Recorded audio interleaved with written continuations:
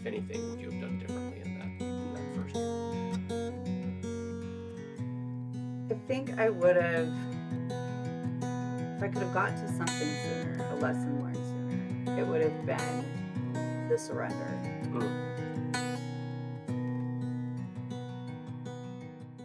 In this episode of the Life in Boxes podcast, we talk about grief.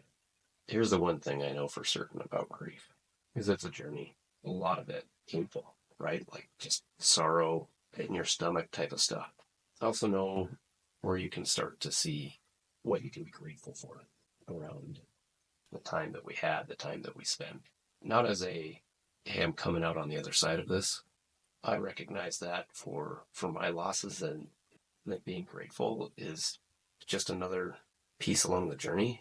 And boy, do I like sitting in that pocket rather than the whys and the upsets and the why did that person have to go or why did they take their life, and being upset around that, and being grateful for the amazing contributions they were to my life. Like all of our podcasts, we hope that your grief journey and what you're dealing with, this gives you a sense of not being alone. And we welcome that. Welcome your sharing around grief and insights that you may have got. Welcome to Life in Boxes, our podcast. I'm Gary Malcolm. I'm Jenny Lou. Did you go first that time so that I couldn't say I'm Gary too? Yeah. You know how you can't teach an old dog new tricks. Turns out you can. He's a Turns out you can. smart one. Mm-hmm. All right. Awesome. Well, we went from the last episode, we were talking about suicide. So real light stuff. Yeah, this one's bound to be much lighter, right, today? I did not pack that box. Yeah. Oh. In fact, I would wager to say it's a little bit of leftovers from the last time you packed it. Oh. So if I had to guess. Yeah. So why don't we take a look? And if I recall, it's your turn. All right. Not that we keep score. Your scorekeeping is suspect anyway. Oh yeah, nice lightweight. It's going to be grief today. We're going to talk about. Oh, what did I say? Yeah. A little bit of leftovers. Leftover, yeah. It's the thing that happens after we lose people and have that happen. Mm-hmm. Are you ready to dive into this? Yeah, I may have prepared. Okay. Yeah. Would you tell me that you prepared a definition or something you can share with everybody? From our trusty Brene Brown Bible. Yes. We ought to use that. Yeah. The Bible. Yeah. It really is. Brene Brown Bible. Atlas of the Heart. The BBB.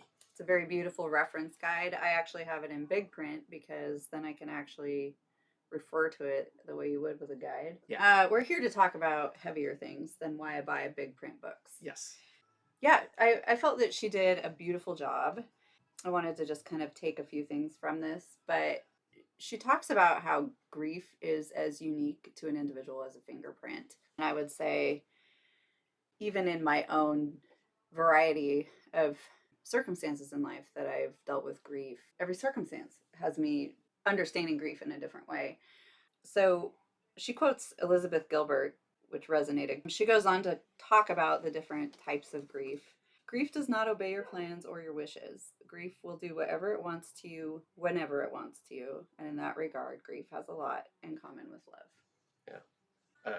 I just really quick, I'd like to say that that just completely throws away that whole thought around, which hopefully everybody knows already. 7 stages of grief are not linear in how they happen, right? Yeah. The 7 stages of grief is you don't have any control over how that happens or when it happens. Yeah, well, not only that, but you will suffer if you have expectations in that regard. And I mean suffer in a very genuine way because it has a relationship with resistance, right? If you think that there's a stage and you just have to pass a level, you're going to be sorely disappointed. But I feel like you also miss magic in the moments when it does sneak up on you. And I've kind of developed my own definition in, folks that haven't experienced loss or the types of loss like I have or you have. And I've been asked what it feels like, and it's such a difficult question to answer. And I can only answer how it feels for me. But what I have come to just sort of piggyback, I guess, a little bit to the quote I just read. My description is it's the messiest roommate you'll ever have. For whatever reason, grief to me is a she personality. Yeah. Because she's kind of a bitch, right? At first, to get to know Mm-hmm. you don't want her there. You didn't ask for her to be there. She just keeps showing up, and every time she does, she tracks mud through your house. She strews your laundry all over the place, kind of thing. And then she tags along wherever you go, like a chatty Cathy in your ear, especially in some of the more like potent times, right? But so I say she's the messiest roommate you'll ever have. But if you let her in, you'll find peace, you'll find comfort, you'll find hope and healing. She's there to offer all of those things, but it's very much disguised as pain. Well, it's easy to make assumptions about the way it feels initially, right? Yeah. So to me, the resistance and the make it stop and that fight that you have, the when does this part end, and slamming the door and trying to shut down is what gets in the way of the healing that grief is there to lend itself to. And at the end of the day, when I finally stopped my fight and stopped trying to deadbolt that door or run from it, because she is a fast fucking, she will keep up with you. I promise. She'll find you. She's faster. I just say, grief is just love without the human to pour it into. It's the simplest way that I can encapsulate the many ways that it feels like, can feel overwhelming, can feel disarming, can feel beautiful, can make you laugh your ass off, can make you cry, you'll say for no reason, but there's always a thing that there's a thing there. And it's not replace the word human with anything. That it could be the loss of a relationship, it could be closure, it could be the loss of an animal, it could be just somebody moving away and just grieving where you were with where your new reality is. But at the end of the day, we're talking about today our grief relative to those we've lost and the nature of how that impacted us, specific to those we've lost by suicide. Well, when I think about that grief and pain part, like, yeah, and I'm sure we'll get into this. The last line of that definition that you just read, that was yours, yes? Mm-hmm. The one where you say that grief is just love without the human to pour it into. Wow. What do we do with it? Where do we pour it? I mean, it was really great. And with the people that I've lost via suicide, or even a really good friend that died of cancer, I was resistant to those, or not resistant. I would say with first one, I was so busy that I didn't want to be in that moment. And the other ones, the suicide, I didn't take the grief fully for myself. I'm still experiencing it because I never did that, right? Never took it for myself. Meaning you were taking care of those that you right. felt. I wanted to be of service. As opposed to processing the impact it was having directly with you. Yeah. Right. And so when I think of the most impactful grief, I think about my friend Pat, and that's probably where I'll presence myself mostly for this today. Do you want to talk about Pat a little bit? Like, what was he all about? Just a little background. Well, let me take. We got a question, right? Like, we got something to out of the box here. Let's see. Like, so the question for us is, how has grief impacted your life? So, so I may have been kind of jumping ahead a little bit there, but that for me with Pat, that was a moment where I was, and why I want to presence myself there as far as my sharing goes, is that was a moment where I absolutely let it all in. I've shared with you previously, like, that moment of walking into the hospital after his successful brain surgery to remove a tumor, and see my friend Bear and have him, way down the hallway, but have him just shake his head. Who had also been at the hospital. He's at the hospital now. Like, I'm walking down, and then just that overwhelmed feeling that I had. We lost him, I should say, due to complications post-surgery. And so it was just things like, so it was a little unexpected because we were like, yay, surgery went well. You thought you had we thought we had won. I was ready to start making plans because he was staying with Alicia and I We had a room set up. There might be some speech therapy that had to happen. I was going to absolutely, like, we were ready to be there for him and have him be in our place. And he's just, and so to have that moment where I knew what that shake of the head meant, and I just wanted to run, like turn and run. Did you? I did turn around, physically turn around and start walking the other way. And then I had to kind of like stop and the tears start going and go back to Bear and have him update me on what's going on. It was just so incredibly painful. And that's, I want to dive into that for a second. Like, you called it disguised as pain.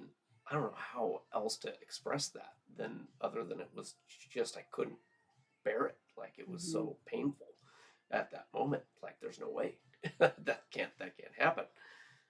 Thanks. We come prepared. We're gonna.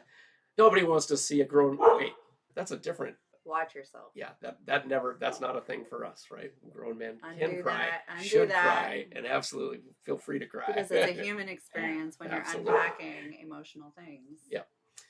Yeah, really important. I was making a joke when I started that, and I just want to make sure I'm clear about that too. I'm not going to hesitate to cry. I'm not going to hesitate to be there, but I also still want to be able to speak.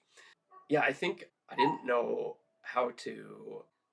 I certainly felt at that moment when I was just being in the middle of all of that grief, and yes, there's some family around and other best friends, other friends in there.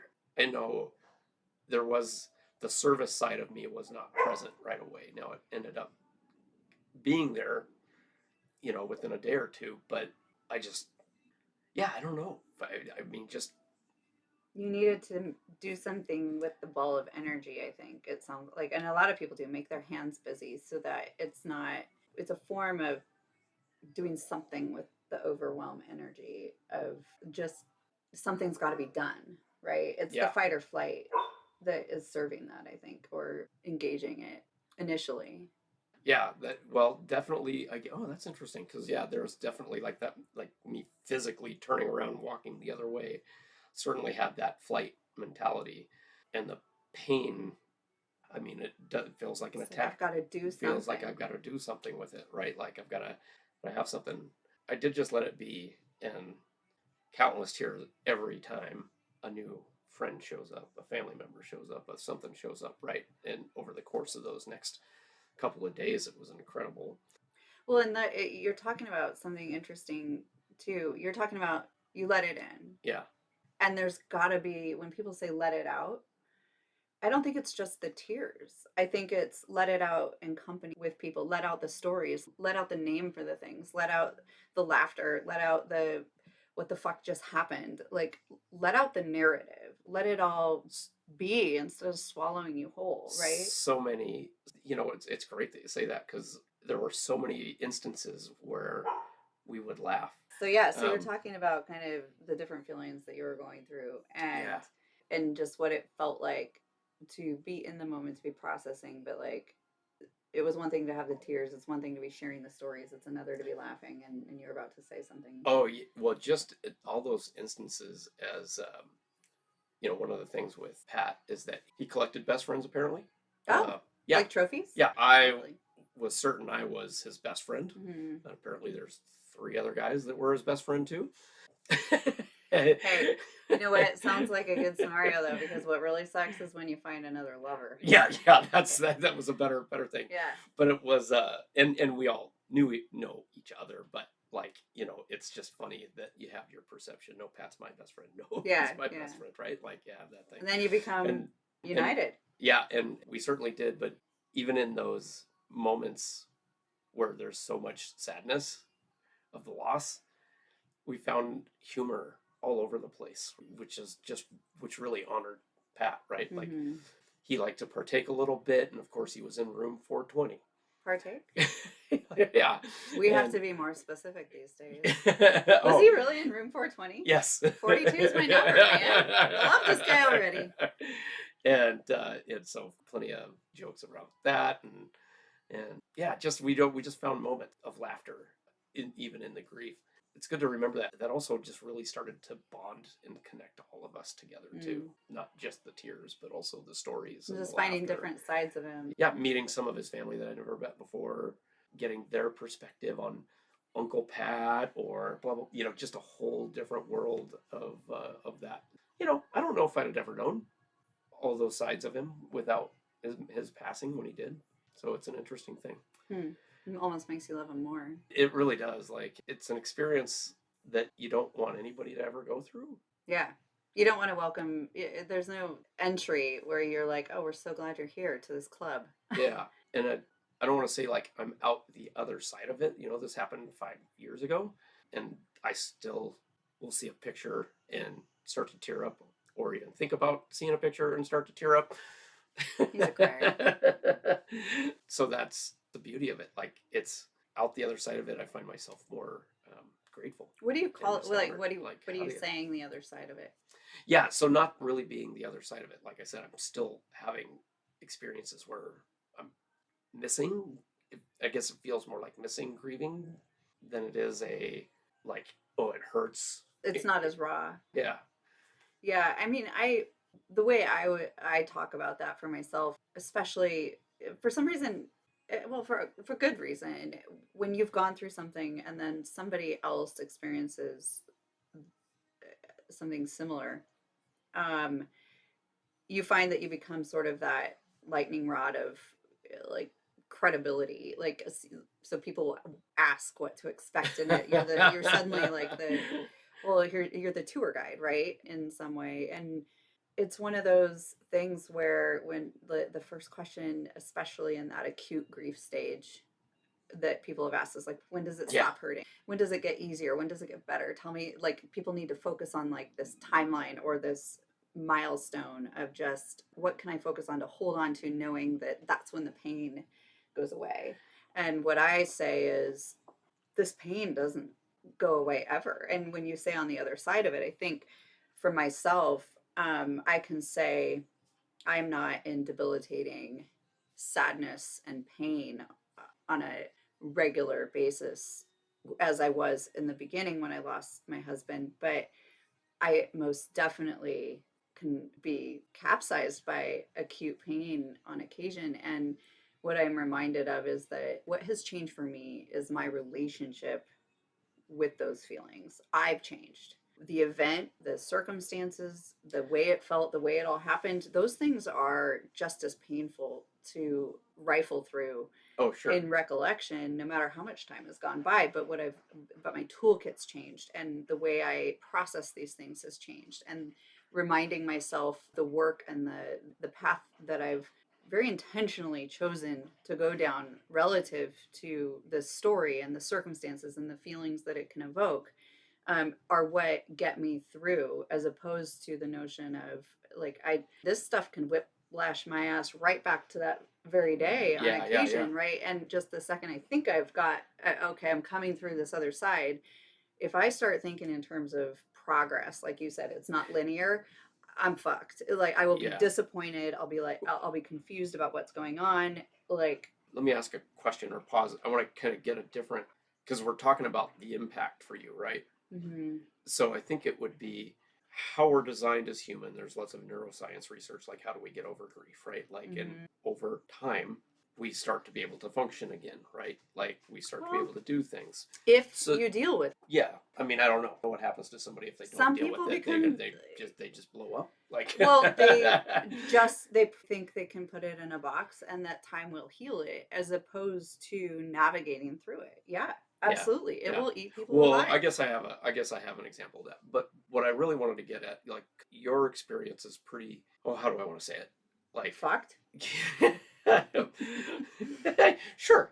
Yeah, it's a pretty traumatic. It's a pretty sudden experience, and there's all sorts of thoughts and feelings that go along with it. Do you mind just sharing with us a little bit, like, what was it? Like, I kind of described a little bit of like, when I found out that Pat wasn't with us, that was what it was like there.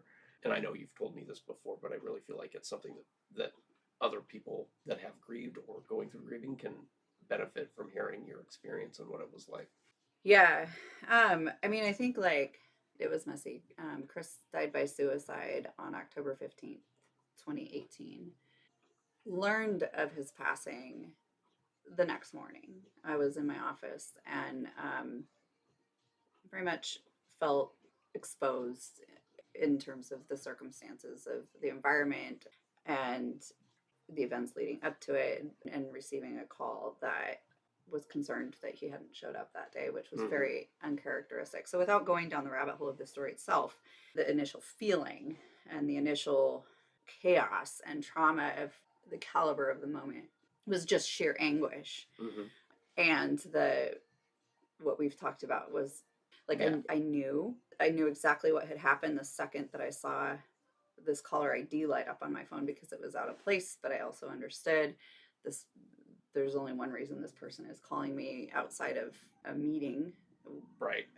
outside of our operational sort of cadence. And I also knew that the second that he asked if I'd heard from Chris, I knew why. I and unfortunately, for like, I also was well aware that there was maybe one or two people in his circle that had any idea what had transpired in the weeks leading up to this. And so, and he had done just a real award-winning job of convincing the world Nothing's wrong. nothing was fine. wrong. Yeah. Hence, he put it in a box, right? Yeah. And so the weight of all the things at once, the flood, right? All the things that, first things first, right? In terms of what's my next step? Knowing ultimately, I had responsibilities. I had, I had my daughter to think about. I had his family to think about. I had the situation at hand where, law enforcement would be involved. And it was all I could do it just felt like everything in slow motion. But I also had attempted, knowing that he was at risk, to intervene just 2 weeks prior with his first plan, and replaying the forensics on this conversation for how did I miss this? How did I, and also just he fucking got me. He Yeah, you got me the loves first strategy, time. right? Like, yeah. it was just like, I couldn't, and the instant sense of humility that I couldn't save him, that it wasn't enough, that not only I, I couldn't smart my way through it, think my way through, but that I had let him down. I'd let my daughter down.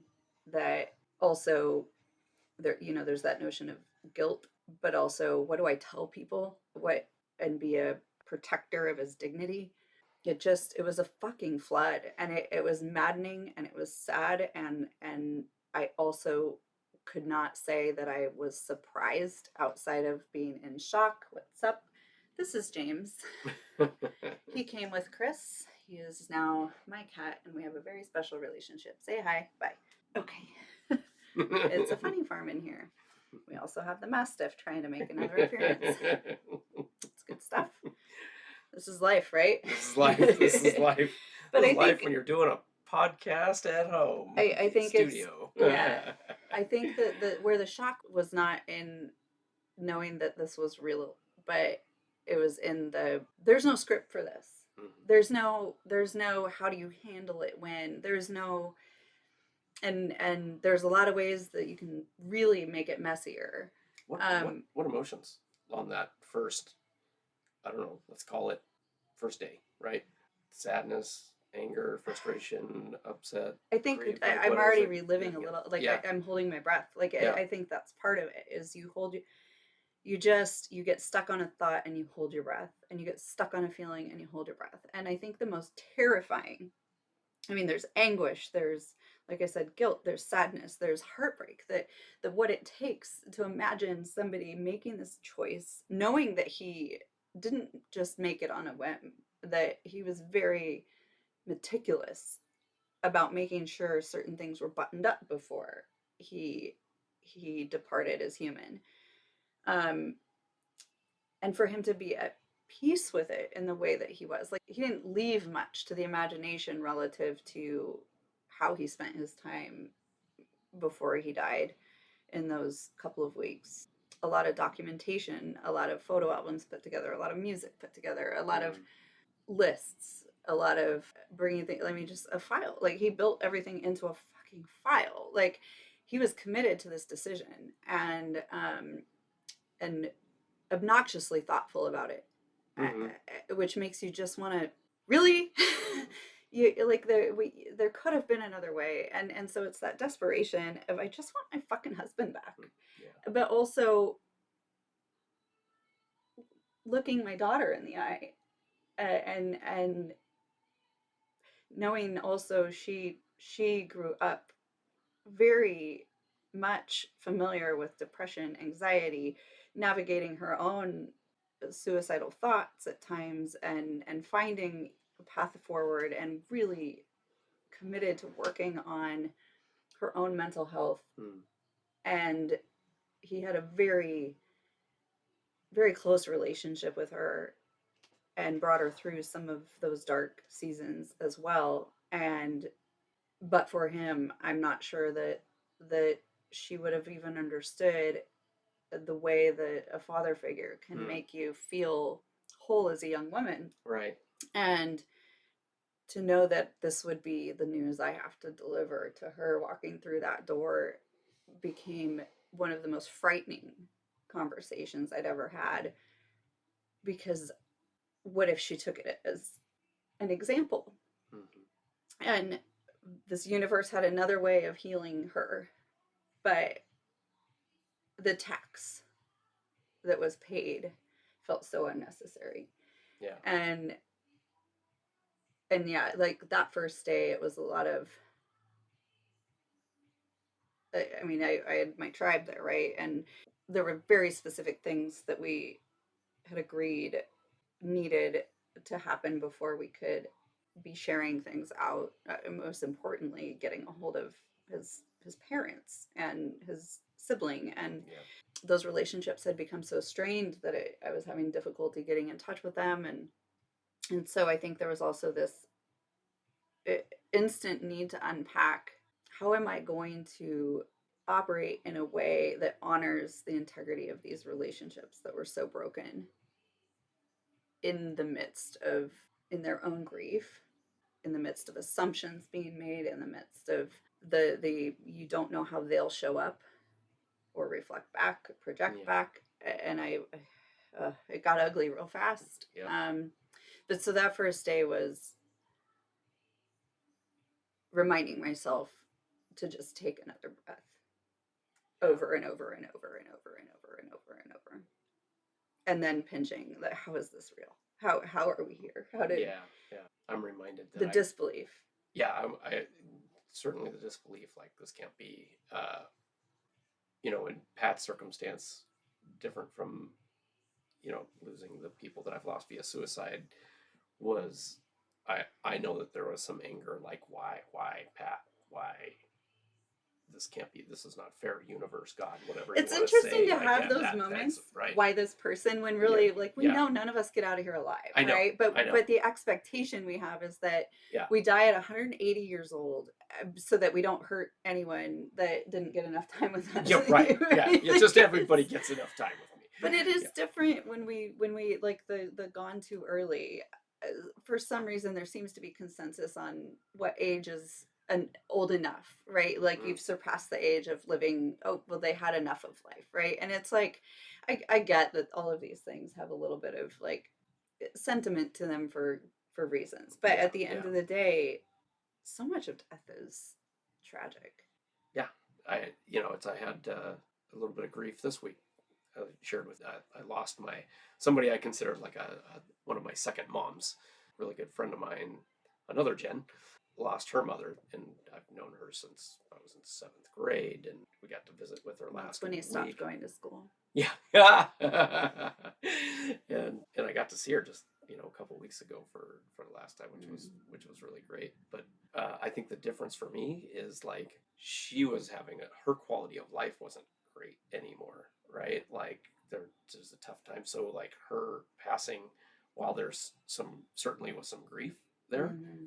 it wasn't like unexpected, or it doesn't seem unfair or something like that, right? And so The curses aren't there. the curses aren't there, right? Like, for me it's a why, and for you with Chris it's more of a whatever It's an right? everything. And well, and I think it's also the, you'd asked me before, well, as we've talked about this a few times, what about anger? Yeah. And man, you know how you can just sort of, you can know and feel things all at the same time, and it takes way longer to try and articulate it and make sense of it, but you just sort of have a immediate understanding with your gut. Mm-hmm. And I think that for me, because I was acutely aware of the pain he was carrying around, and that stems from childhood traumas, went into a box Mm-hmm.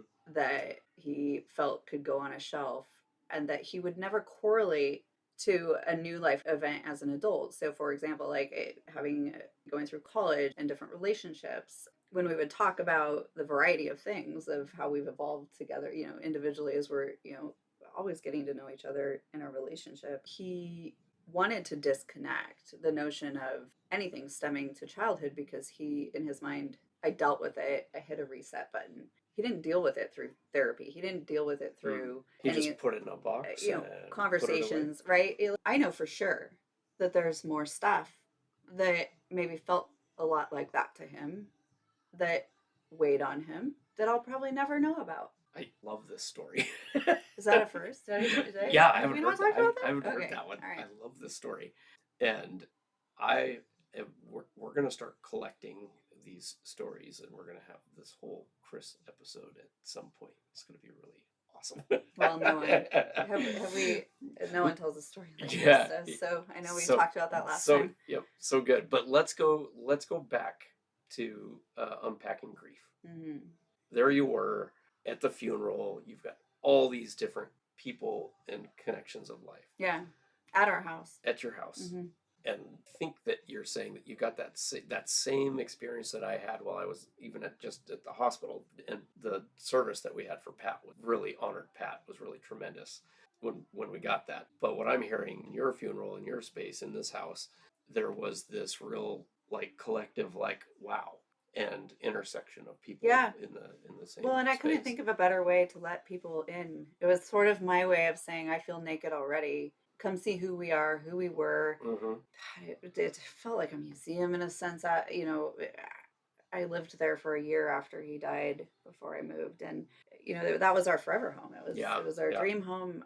We were married in the backyard there, and I think it was one of those things where everywhere I turned, I was processing this stuff. Go ahead. I know we're getting there. Yep, it's all right. We're gonna go to the next grief question.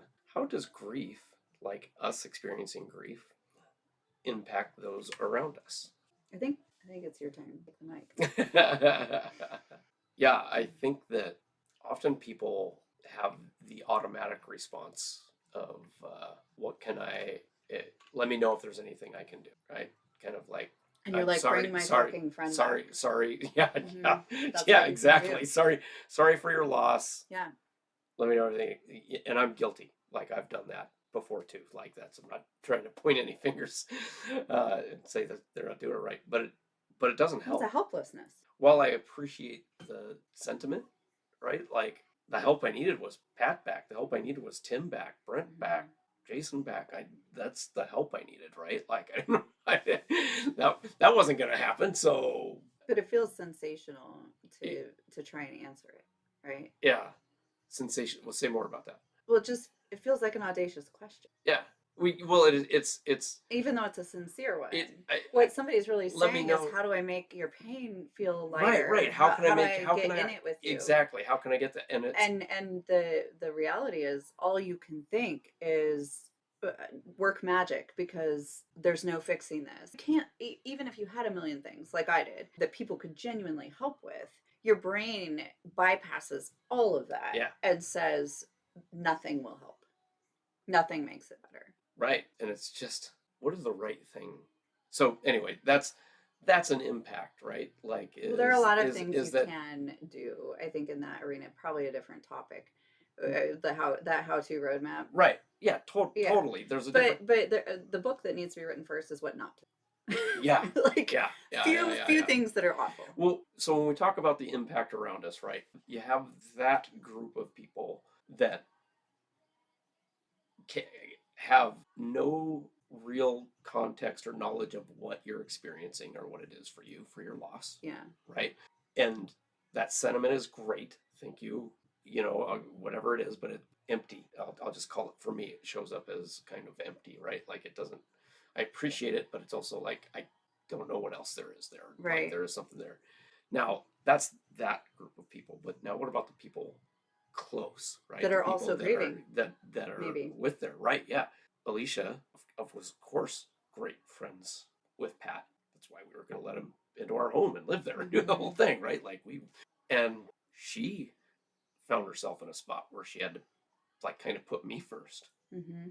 and, and be with my grief Right. more than like Like that. And that like was almost like calibrating the prioritization of it, yeah, even though that feels just also unfair.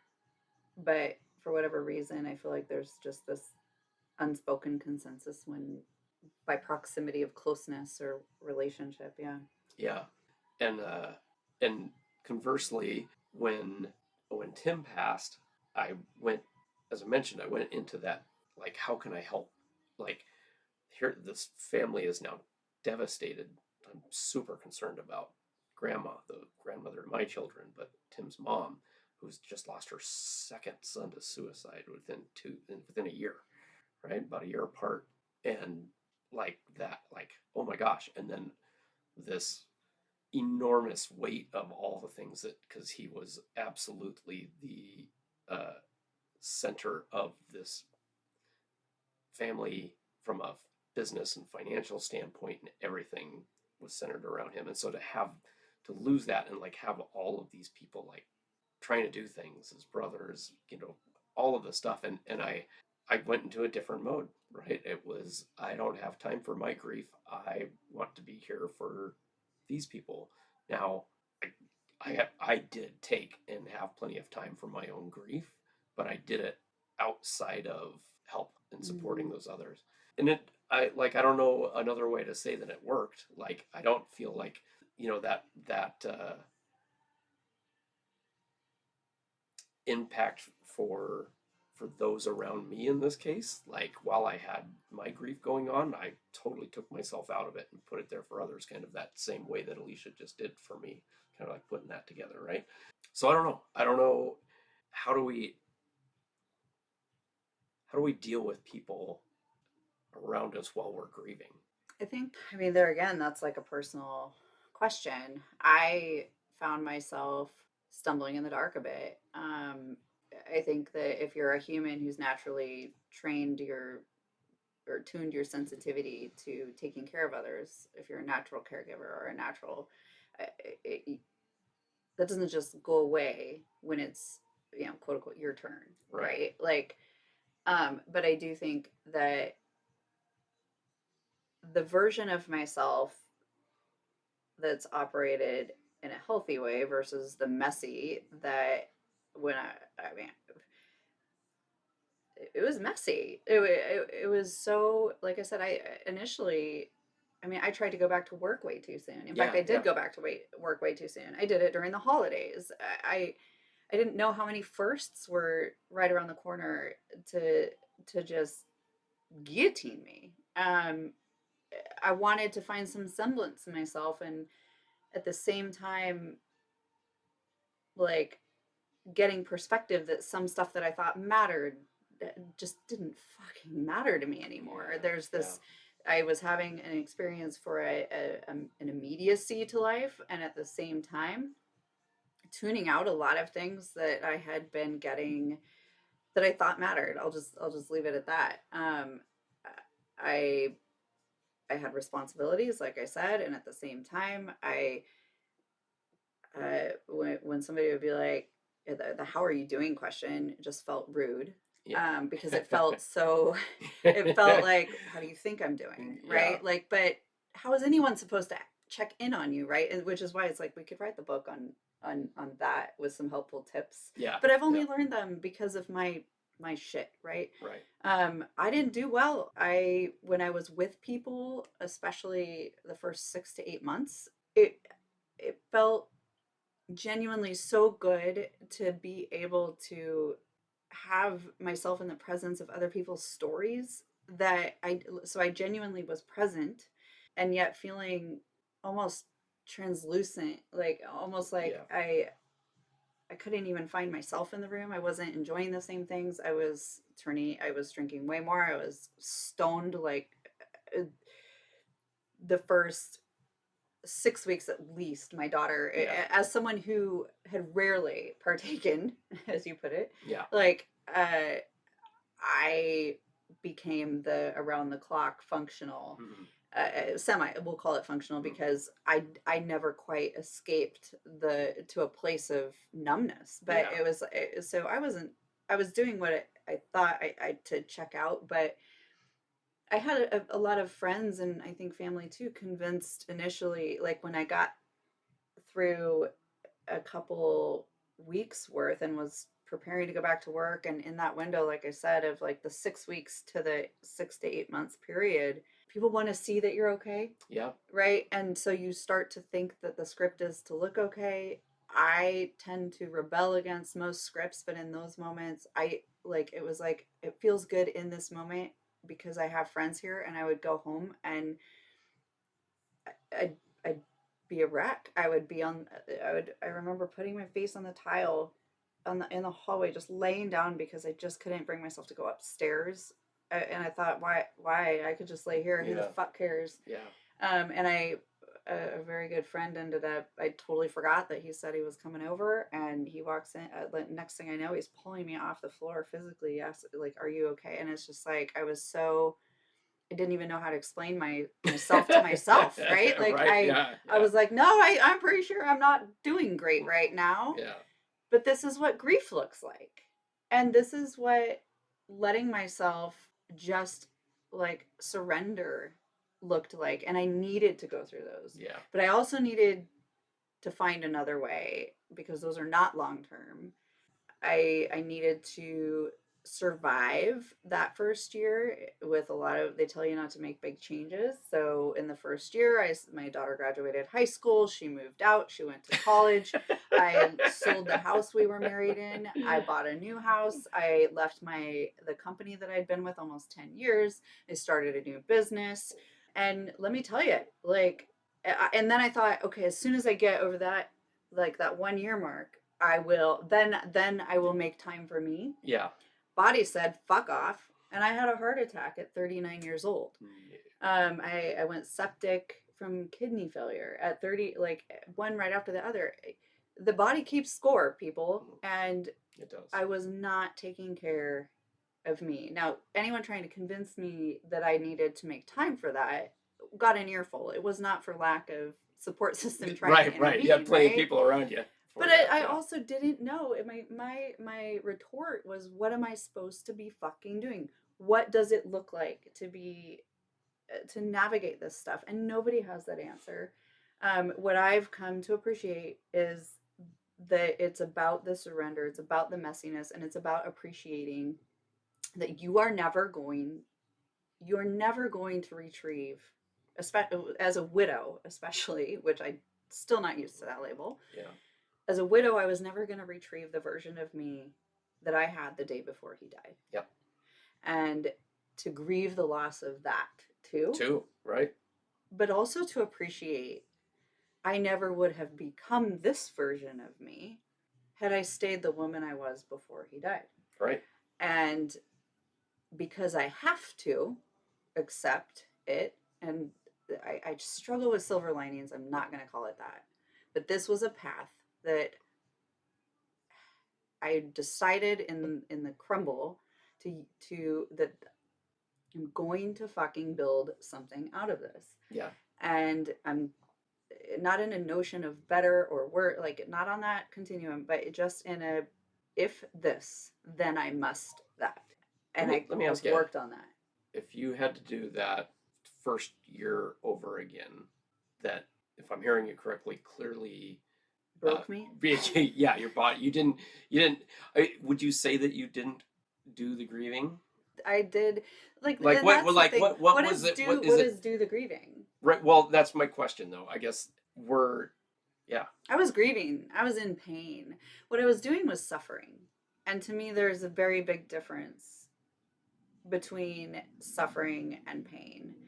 And the first time I heard somebody say this, that suffering is a choice, I boy, that triggered a lot You for wanted to me. punch him in the face? Well, it was more of a, who do you, like, what? But you It pay is. It attention is to a that, choice. right? It is absolutely a choice. And it does not discredit the acknowledgement for what you are dealing with and the way that Correct. that feels. Doesn't diminish it. It is supposed to hurt when painful things Yep. happen, and the suffering comes when you aren't navigating through it, when you aren't finding, using your toolkit, when you aren't looking for the tools, the resources, the humans, the conversations, whatever that looks like for you, the dogs, the therapy, Right. right? Right. Like Right. Right. when you aren't bringing in new possibilities for how you're going to manage the circumstance. And I think that that is where I was trying to trick myself into thinking that survival was the bar,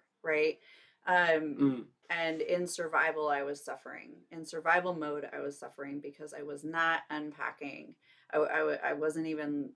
I was like, okay, grief, I see you. You're in the room. I get it. Cool. I don't have time for this shit. Yeah. I Yeah. I've got a job to do, and so thankfully I learned to let it all fall apart. It took that universe's way of telling me to slow down when I was in Did, the hospital and said I surrender. And that of course doesn't happen overnight, but at the end of the day, uh, like would I redo the year, I think is what you're after. well, yeah, would you? What would you change if you would change anything about that I first year? can't.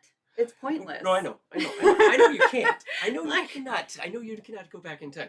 But if, yeah, and I'm more curious, like as a service to other people that are going to probably find themselves neglecting their well-being while getting through this. Like I'm hearing that you're kind of it, and this is part of what I love about you, right? Is that you're going to make things happen. You get things done, and you're going to keep moving things forward, right? That's kind of your winning formula, if you will. But it cost you, right? The cost is yeah. you had a heart attack and you were septic and you were in a hospital. So, from that standpoint, what, if anything, would you have done differently in that first year?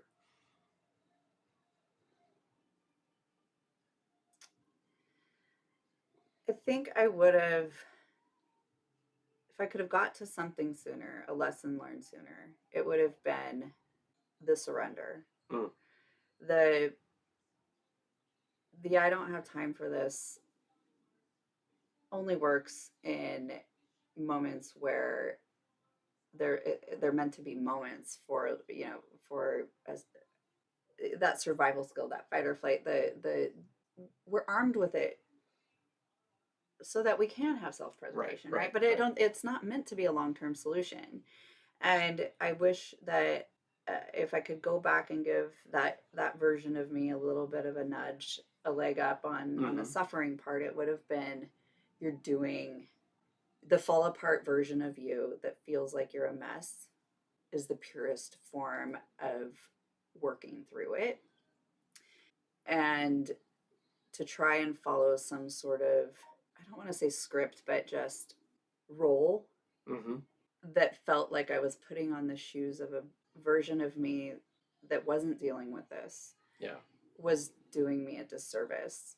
What that would have also meant, right, is probably don't go and try to pick up where you left off at the office, right? Ask for certain things that I absolutely would have benefited from Mm, and still given me the wide berth to try things on again to see if it was going to knock my plate over or right, not. I right, could right. like it's not a zero sum game. I probably could have not taken on everything that I did right when I got back because part of that was I was doing it to prove to myself as well as worried that other people would see me as weaker or in some way handicapped Mm-hmm. or unable. So I felt like I already had to like reprove my worth in the eyes of others, Mm-hmm. so that I wouldn't lose my job or I don't love the pat on the head, you're doing just fine, kiddo stuff. I want to know I'm earning my credibility. And I went so far out of my way to try and prove that the strength of I'm back and I'm fine. Don't underestimate me, all those things. But it was a lie I was telling myself. Yeah. And so when here I'm doing the thing, right? I talked about how Chris couldn't Siloed, see right? himself. A little bit. Exactly. Is that Yeah, not too yeah. different from that? Is that you were Very, that very silent? much. So would you say the difference isn't so much all of the things that you were doing, but being more The way. authentic or genuine with your grief in that process, or what you were dealing with in that process may have made a difference? Well, I was too attached to this notion that there was a way I was supposed to be doing it. Yeah.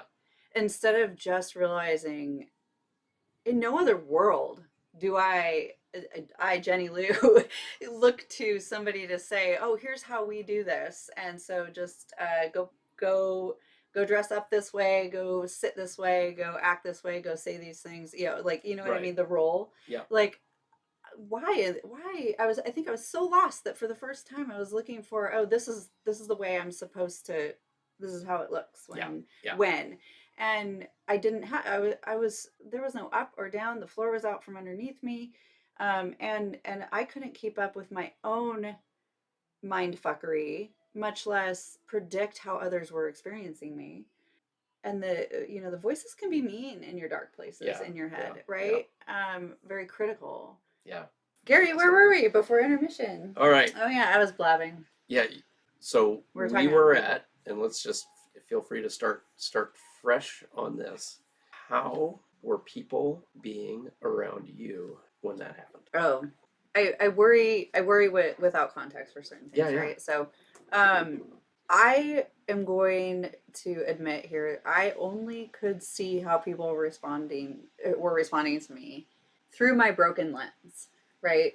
So some of it very much proved out to be accurate, because people have a tendency to continue showing up. They say, like, someone shows you who they really are, believe them the first time. Right? Yeah, yeah. And some people were being a certain way. Other instances, I was very much operating through a little bit of a funhouse lens, and luckily had people in my life who love me dearly enough to say exactly that, like, in so many words. So how are people being? We've already talked about, of course, like the majority of people in dealing with their own grief were brokenhearted, but also so desperate to help even in the smallest way, to show up, to be supportive, to try and just make it a little bit less devastating, right? Easier was out of reach. I think that there's also that variety of, say, the way wrong thing moments that I've, like, my girlfriends and I would talk about, like, Jesus Christ, like, you don't tell someone at a funeral 2 weeks after their husband died that they're still young and there's plenty of time for another man, and you're just sitting there like, can I just grieve this one? Yeah. Can I, like, thank you for validating that you think beauty is gonna carry me, like, the young and beautiful. It's just kind of, it's like, well, okay, cool. Also, that is not my values. Like, it was just, do you even know me moments, but also, like, I was the furthest thing from that was not a comforting thing, right? Right. But I think it came from a place of people associate grief with loneliness, and people wanting me to feel that I would have someone swoop into my life, and it would make them feel better to imagine me in another relationship down the road too, right? Like, I just think there were so many things associated to that need to say, we don't think you're going to be alone forever. It's like, that's a great question right there. Is, do you associate grief with loneliness? No. So there's a difference between someone missing and missing someone. Yeah. And I would also say that, like, that's the last thing I felt when I was grieving in all circumstances. Oh, well, Because I most definitely felt abandoned. Abandonment was a huge theme. And of course, that stemmed from, I had never experienced more fierce abandonment than the feeling of this man decided jumping off a bridge was easier than staying. Yeah. And I, of course, finished the narrative as, wasn't I worth living for? Wasn't his family worth this? What about his stepdaughter? What about the life we had created? What about, all the isms? So I had to take myself out of that story. Right. That he'd written a lot about this and left in his leave behind in his artifacts, that he felt he was unburdening me in the things that were getting messier in our relationship. Sure. Supernatural for us though as humans to like make it about us, right? Like was I not worth it? Was I not, it's not about It was that. a it was but it felt very much like rejection. Yeah. Rejection of possibilities, rejection of faith or trust in our ability to team up through this thing. All of that. And then the other, there are the relationships where they were Chris's relationships, friendships, or members of his family that he felt close to or was trying to extend, build relationships with. And I felt obligation to continue maintaining those in some way. At first, I think I was really trying to show up in just by proximity. I feel him more and get more of those stories. The more Chris's people around, the more Chris. But I also realized quickly that some of the people interested in staying in touch with me, or even forging like communication with me that didn't exist before, was not with the healthiest of intentions. And also, even if it had been, it is not. I had to come to a place where it wasn't my job to service them through their grief, right? Make them feel better. So I battled a little with that obligation versus does it make me a terrible person if I don't have the energy for this, but, and then there's the curiosity and the way people treated me. Often there was the retreat mode because no one wanted to say the wrong thing, or there was the, you knew that there were a little bit of a rumor mill going around, and some people felt they had enough information to have opinions. Opinions would make their way to me in sometimes brutal ways, other times some beautiful ways. And then there's the work environment or the boards that we were involved in and the professional circles where I think there's not a rule book for this. And so, but in a world where people are chronically being educated on PC this and PC that, how do you even begin to broach that? And so in my return to work, unfortunately, I found myself explaining I wasn't on vacation. That became incredibly, as much as I wanted to hold an understanding for why, I really lacked patience, and I was pretty upset that I was put in a position of having to address the company this. Told people that you were on vacation. It just wasn't touched at all. It was an avoidance thing. Oh, God. I would say my immediate team knew, but I think there was also this respect. Yeah, so there was that. I don't know, I was so prickly. It depending on the minute. It's like it would come out of my mouth sometimes that hey, how was your vacation? Well, my husband died. A little rough, and very much, I hadn't contended with this degree of a topic before. So in my nature of being sarcastic, I was using wildly dark humor. Yeah. Let me slash that back at you. Well, and I was also taking advantage of this license to be a little chaotic, right? Is it a grieving license? Well, I don't know, because it wasn't my best version of me, but I don't know how else to going back to that advice I would have given myself, to let myself just be. I suppose I was really doing it in some of these moments. I was driving erratically. I was drinking way too much. I was caving and not talking about it when I'd go home and deal with silence, especially after my daughter moved out. And then COVID, right? COVID was right on the heels of the 1-year anniversary where I had just moved into my new place. I had been recovering from those health issues, and the 1-year mark, and you start to trick yourself into thinking, well, the first year I'm supposed to arrive at some level of a little bit better. Yeah. And all of a sudden this is where the grief, the body says, no. Got bigger. Grief was like, hey, I got something cool planned for you. And so it's just trying to contain some sort of role is just, that was the bullshit part for me. Yeah, really interesting.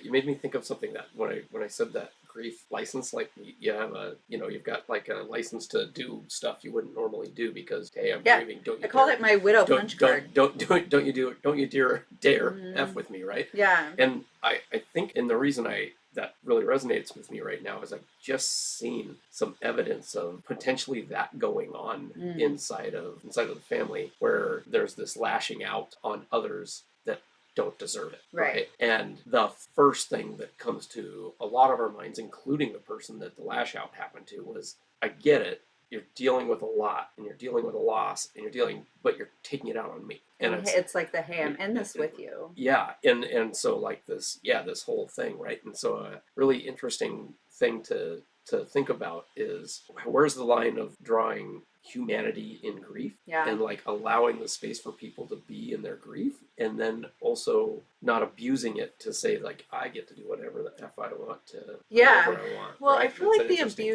abuse though comes out. Well, I will say there was one area of my life I abused it. However, yeah, I don't regret it. No regrets. But like abuse comes with like some. To me, you have to have awareness with intention that you're fuck it, right? Yeah. Or that you don't care that you're causing hurt. So there's a difference to me in the tantrums as they would come out, or even those hurtful moments like you're saying, and where's the line. I think the line is still dependent on helping people reflect back to you what the reminders that anchor you, right? Hey, I'm here. I know this is not how you normally would treat me, but I don't know how to take it right now, and I just want to remind you, we're here to help, we're here to solve things with you. Like the reason I call it the toddler tantrum is because I certainly had those snap moments where you're like, oh fuck, there I am being ugly again. Right. Would you ever go back and clean those up? Well, absolutely. Yeah. Well, not would I, hypothetically, I have. Yeah. Okay. And and if for those that I haven't, consider it lack of awareness, because it was important to me. I mean, the day of the services where people are just trying to set up buffet tables, I had, and different ideas, or, well, what if we do this? And I'm just like, and we held events and party planned all the time, right? So I was like, what the hell are you doing deciding where a table and so goes? Finally, and that's the thing. It was like, guys, like Chris and I, we had the house for it. We did this stuff, but suddenly I thought I could project manage, and and one of my friends did this intervention brilliantly between my mom and I and my sisters, and then someone at some point escorted me right out the door and said, we're gonna go take you to get your nails done. We're taking you to a spa and cry there, but you exactly. I was fired. That was great. I was That's fired, great. and I needed someone to do that. And I also, the right people were doing that, and I think there's time, place, there's the right people. Yeah. And like someone else trying to do that might have got a different reaction out of me, but right people, right time, and you got to know who you are to that person, right? Yeah. I would say everybody needs to be in a little bit of bubble wrap. Like we gotta bubble wrap ourselves, right?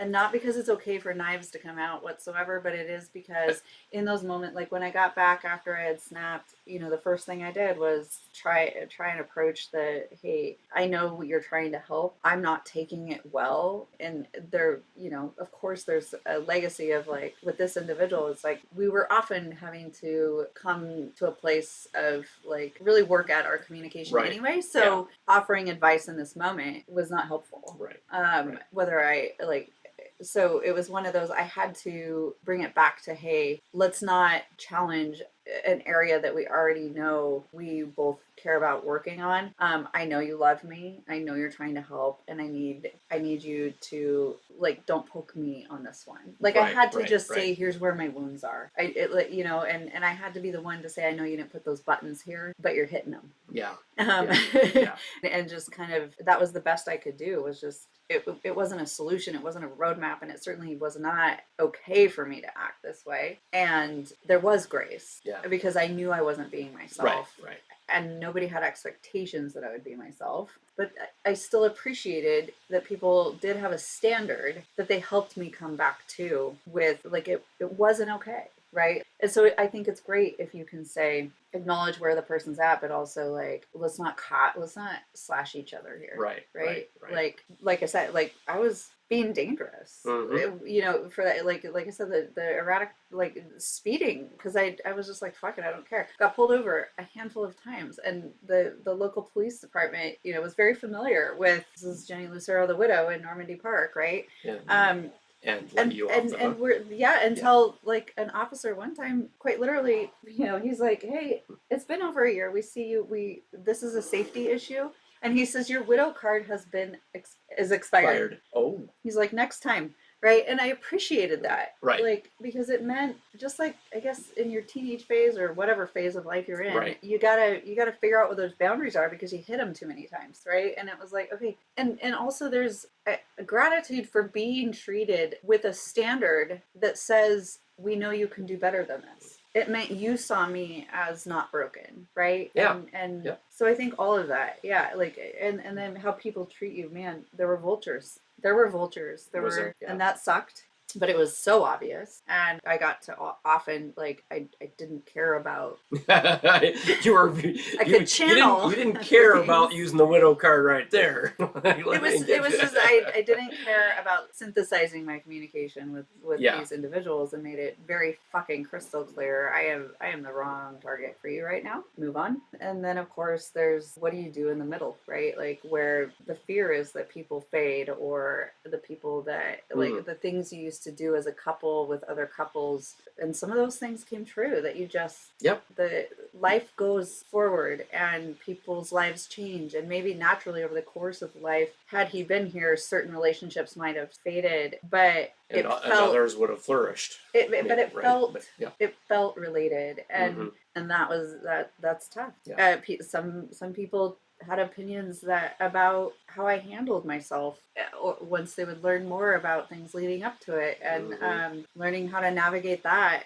it's still a work in progress. Not some people are going to hear things new that would, as we talk about things on this podcast, that like we're human, we process things, we deal with things, we create opinions, and I'm the way I'm dealing with that is that finally my relationship to my story is mine, and people are going to have opinions whether we agree with them or not, and it is not my job to please or say things exactly right, but rather like just name the fear. Like we've all got our personal director table of characters of things that we struggle with, and I've just come to a place where I see you, fear, you're sitting at the table, and I'm doing it anyway. Yeah. Well, I think this is a great way to take a look at that box and figure out what we're going to do with it, because we've kind of come that full circle back around to grief. There's not a perfect way to do it, right? There's not a method. There's not literally 7 stages to follow.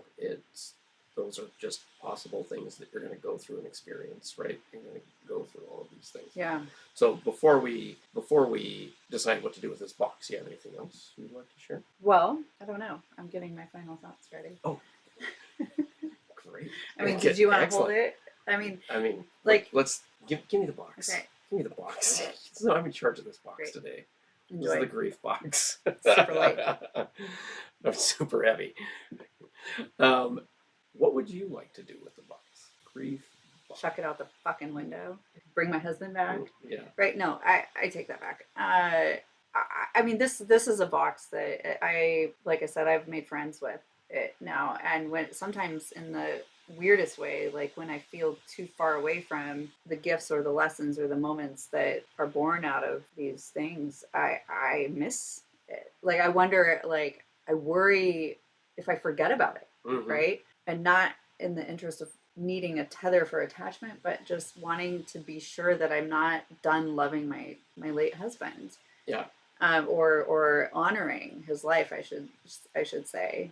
I very much have space in my life for new. I've created a lot of new in the 5 years since he's passed, but it is not a breakup where the expectation is that there's this get over thing. And I think that for me, I proudly bring the things that grief brings with it with me, so I continue growing, so I continue being, and so that I can continue like I guess the maintenance work that I don't want to get away from, because I know that it'll build up if I go back into the it's behind me mode. Yeah.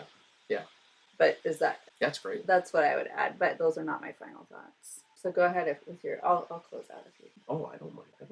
I would say that my experience in particular with grieving Pat really shifted my view on grief as far as how to deal with it, because previously it was put it aside, not deal with it, like try to keep going ahead, and and never feeling super complete about it, right? And getting when I say getting to the other side, it's kind of for me now looking at these as as much as nothing can ever replace that person, right? Any of those people that I've lost in my life, nothing can ever replace them or be be better than, right? Like I can't imagine like I would trade this for that, right? Mm-hmm. But I can, like I said, now that like the pain isn't visceral, it's not like there. Do I still cry from time to time? Yeah. Do I Obviously. yeah, still have get upset or whatever, or frozen, like wish he was around, or whatever it is. Yes, but most of the time I'm more grateful that they were in my life. I often think about what these individuals would want for me, right? They and this kind of plays into that suffering piece, like not to confuse suffering with grief, because I think that I'm not. If I were still experiencing pain, I think that would be suffering, right? Like I'd be choosing it more than it would be grief for me at this point, and that's for me, right? And I'm not saying whether that's right or wrong for you or anybody else, whether that pain is visceral or not after X amount of time. That is totally a nebulous concept, right? But not just grateful about my memories of people in my lives, but I had this amazing thing happen yesterday with Pat's best friends. We have a text group. We're in constant conversation and shit talk on each other's football teams, blah blah blah blah blah. Right, like fun guy stuff and fun stuff that Pat would have loved to have been a part of and been there. But now we're that group. We're that tight group, and somebody gave me the nudge to like, hey, when are we doing our next Zoom call to get all together and toss a beer back? And lo and behold, we picked November Monday, November 20th. And like, this is the date. Looks like this is every date. This works for everybody. Great, great. Okay, this is it. The last person that hadn't chimed in yet, Rhino, goes, hey, isn't that Pat's birthday? Like, how crazy was that? Like, it wasn't intentional. It wasn't this thing. And it's just like, now we're not just showing up with a beer, but we're going to show up with one of our favorite Pat memories. Celebrate and really celebrate it, right? And celebrate which you're his celebrating life. And that, and they get to, maybe have a giggle at me by because I'm sure I'll be crying because every time I hear those stories I will. But that's what I want to do with that box is keep it wide open and available, and like everything else, share and talk about it and not be afraid to. Yeah. Yeah. Yeah, and I think that's cool. The happy accident for the birthday. Yeah. It made me think about kind of also the realm of how people are with Chris's death because of the nature of events before and how we learned of things after or when things got communicated. Different people have different dates in their mind of what the day is. And it used to, when I realized that was happening the first year, it was kind of like, guys, no, it's this date. But you know what? That date is also a couple of my friends' birthdays. Yeah. And that has had a significant impact on at least one of my friends, just in association to it, that is no fault of my own, but I can't seem to recover from. Right. And no fault of her own, but it's a thing. And there again, like I used to really try to put forethought into different milestones and anticipate what I'm going to need to do to honor a certain date, or how am I, I was sure I was going to feel hard or sad, something's hard or sad on a certain day. Planning for so it. the planning for it, and what I've realized now is the best thing I can do for myself is say, I don't know how I'm going to feel, and give myself options for things so that I'm not trying to creatively solve for something in the moment, but also like as people reach out throughout the week, I don't have to be reactionary to where they're at either. And I've just learned to love like that they're thinking of him and that they're thinking of us, and so there's that. And so I think like with some of your final thoughts, you hit the nail on the head that it's not about always having to be sad or even like carrying it from a burden standpoint, but like when you hit those moments, letting people in, letting people see you, for where you are, and fuck this face of having to like follow this version that we think we're supposed to be on social media, right? The last couple of years I haven't even I thought it was my job, my obligation to post memorial style images and heartfelt messages on these dates, the birthdays, the anniversaries, that all of it. And I most definitely have followed very specific things for myself, but I've learned that it's not my job to tell the world so that they can see me doing things that make them feel better. Right. And I think that was an important step for me. So I come back to like, go to the reflection, go to the pictures, let yourself let this person back in, even if it feels hard, and then share that with those people that you know can relate. Read stories. I mean, it never helped me feel more seen than when I could just open a book from authored by a perfect stranger and feel like they're walking in my shoes, and that I had this. I needed to. Can I just? Am I normal to feel this way? And it would make me feel seen and normal. And so do those things. I think. And so when the thing I wrote on this card was like, do your grieving. What do we do with the box? Do your grieving. Again, where did we start? When someone said you're grieving, I'd be like, what the fuck does that mean? Yeah. And so I hope we've talked a little bit about that, but I think it's not about being sad. Be in the company of the love and the healing, and make friends with that grief bitch knocking on your door, starting with surrender. Let her in awful moments that are unexpected, because she will come and show you things about yourself that you didn't realize were possible when you're in your truest moments. And I think last but not least, like what I've just learned, instead of I don't have time for this, is again like the hey there. I see you. You're in the room. I know you're with me today. Yeah. But like appreciating that. Okay, what are you here to show me? What are you here to learn? I'm not suspicious of her anymore. I'm not thinking she's trying to hurt me every time I turn around, even when I trip and fall. It's to show me something. And there again, I just keep coming back to love. And I see it as comfort, and I see it as my capacity to love is in direct relationship with the hard things that I feel. And so that's what I think we do with this box, is we let it shine. Yeah, really great. What's that last line of your definition again? My definition? What you shared earlier? Just that grief is just love without our human to pour it into. Yeah.